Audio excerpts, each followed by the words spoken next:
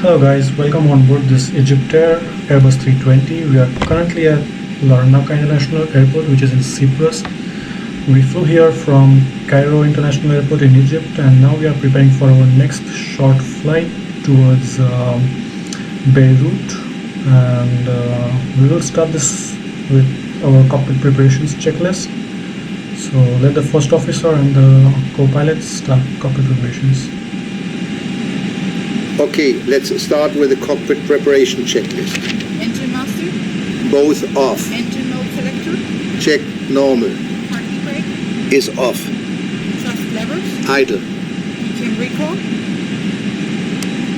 Checked. anti-skid, Is on. emergency lights, Checked arm. no smoking signs, Is on. air condition, Checked. ventilation panel, Checked. fuel pumps, Set on. ADIRS, Checked. checklist complete,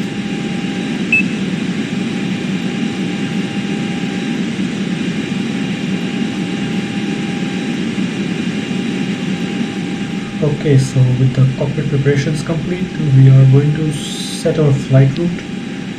So I have the flight route in my mobile, and we will put in the flight route and all other data in the flight management computer right over here. So we will start by entering the ICAO codes of both the airports, that is LC, LK to we have here for Beirut is OLBA.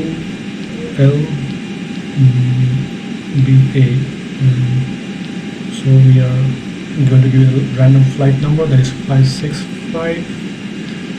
We are going to set in a cost index of 50, and I choose to cruise at an altitude of let's say 17000, that is 17,000 feet, since it is a very short flight.